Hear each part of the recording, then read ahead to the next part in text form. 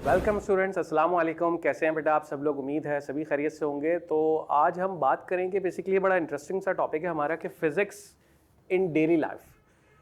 Nature के अंदर जितने भी फिनोमेनाज हो रहे होते हैं उन सभी चीज़ों को फिज़िक्स से ही मुश्तमिल है, यानी वो सारे फैक्टर्स जो इन्वॉल्व होते हैं इन सारी चीज़ों के अंदर, वो सब हम फिज़िक्स के अंदर डिस्कस कर रहे होते हैं।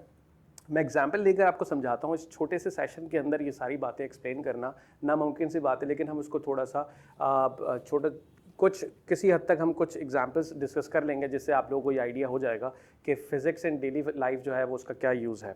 ठीक है, अगर हम बात करें साउंड की बात की जाए,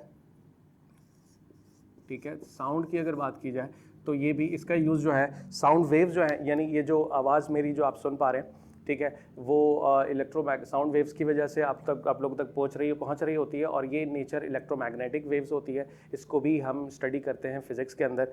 इसमें कौन कौन से फैक्टर्स इन्वॉल्व होते हैं और जो है उन सारी चीज़ों को हम डिस्कस करते हैं फिज़िक्स के अंदर। इसके अलावा एग्जाम्पल अगर दूँ मैं साउंड वेव्स की, वो क्या हो सकती हैं कि आपने देखा होगा सुबह उठते ही जो घर में हम अलार्म रखते हैं, अलार्म से ही हमें साउंड, बेसिकली पहली दफ़ा दिन का आगाज़ जो होता है उसमें हमें साउंड सुनने को जो मिलता है वो अलार्म की वजह से ही मिलता है।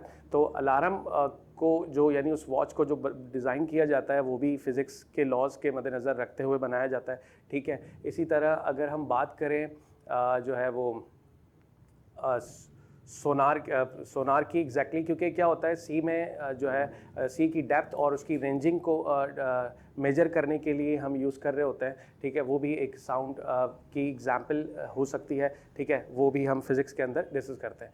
इसके अलावा अगर बात की जाए बेटा कि जो है वो फ्रिक्शन की अगर बात करो तो आपको पता है कि जो हम रोड पर या हम किसी भी सरफेस पर जो मूव कर पा रहे होते हैं वो फ्रिक्शन की वजह से ही है।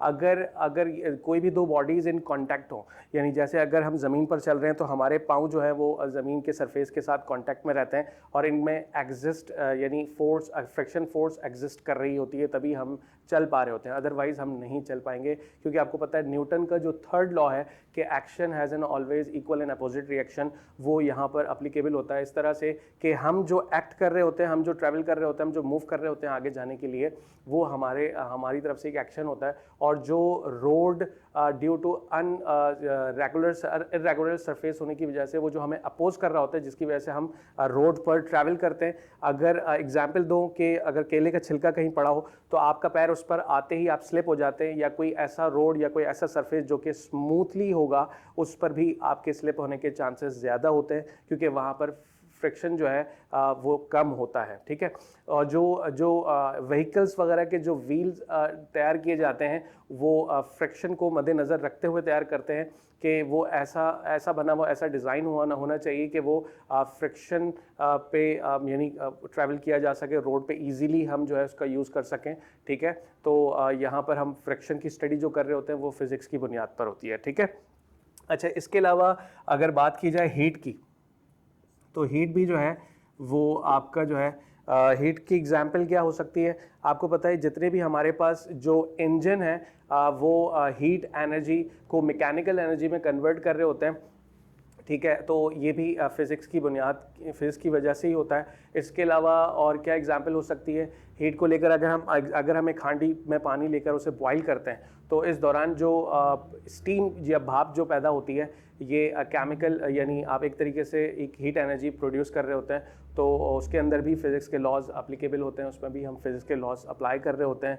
तो ये भी एक जो है सेक्टर है पूरा, जिसको फिज़िक्स की बुनियाद पर ही स्टडी किया जा सकता है। इसके अलावा इनर्शिया भी जो है फिज़िक्स की डेली लाइफ की एग्जांपल में से आ सकता है कि इनर्शिया बेसिकली क्या होता है। पहले इस बात को समझते हैं।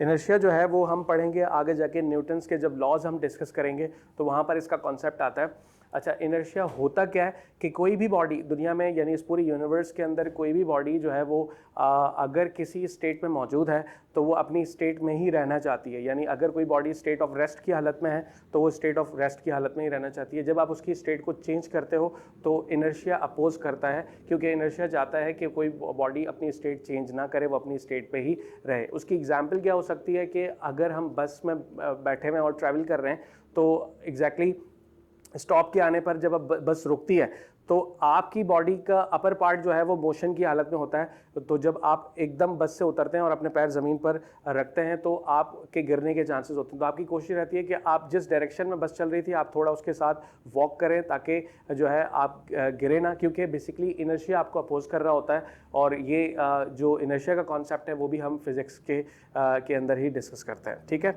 इसके अलावा और क्या हम स्टडी कर सकते हैं? इसके अलावा हम स्टडी कर सकते हैं इसके अंदर जो है वो इलेक्ट्रिसिटी। ठीक है, इलेक्ट्रिसिटी की अगर हम बात करें तो इलेक्ट्रिसिटी का जो पूरा पर्पस है, यानी जो इलेक्ट्रिसिटी का फिनोमेना, जो प्रोसेस हम कर रहे होते हैं उसके अंदर एग्जैक्टली हम चार्जेस की मूवमेंट करते हैं और उनकी रेस्पेक्ट से हम एक करंट प्रोड्यूस करते हैं, जो करंट की वजह से हम अपने इलेक्ट्रिकल अप्लाइंसेस को यूज़ में लेकर आते हैं। ये इलेक्ट्रिसिटी भी जो है वो फिज़िकल एप्लीकेशंस की, फ़िज़िक्स की एक एप्लीकेशन है जिसमें हम फिज़िक्स के लॉज को अप्लाई करते हैं और फ़िज़िक्स पर ही मुश्तमिल है, जिसको हम फ़िज़िक्स पढ़ चीज़ें ये सब फिज़िक्स पर बुनियाद रख रही होती हैं, तभी जाकर हमें ये चीज़ें समझ में आ रही होती हैं। ठीक है, इसके अलावा अगर बात की जाए जितना टेक्नोलॉजिकल रेवोल्यूशन आया है इस दुनिया के अंदर, वो सभी का सब जो है वो फ़िज़िक्स की बुनियाद पर ही लाया गया है। ठीक है, तो हमारी रोज़ाना की रूटीन में ये सब चीज़ें हम एज अ ऑब्ज़र्व कर सकते हैं। और इसके अलावा ये जो आप मुझे देख पा रहे हैं, ये फ़िज़िक्स की वजह से, टीवी पर जो स्क्रीन की इमेज बन रही होती है ये भी फ़िज़िक्स की वजह से है। और इसके अलावा अगर हम बात करें समुंदर पर जो लहरें बनती हैं वो लेयर्स की फॉर्म में होती हैं, वो भी स्टडी करें, या उसमें जो उसूल और ज़वाबित यूज़ होते हैं या उनको समझने के लिए भी हमें फ़िज़िक्स की ही हेल्प लेनी पड़ती है। ठीक है जी, तो आज का हमने इस सेशन जिसके अंदर हमने फ़िज़िक्स को लेकर अपनी डेली लाइफ के अंदर यूज़ देखा कि इसका इस्तेमाल जो है वो कहाँ कहाँ हो सकता है और उसकी क्या क्या एप्लीकेशन है। ठीक है जी, इंशाल्लाह नेक्स्ट सेशन में हम फिज़िक्स को, इस चैप्टर को लेकर मज़ीद इसके नए आने वाले टॉपिक को डिस्कस करेंगे। तब तक के लिए अपना बहुत सारा ख्याल रखिएगा। अल्लाह हाफ़िज़।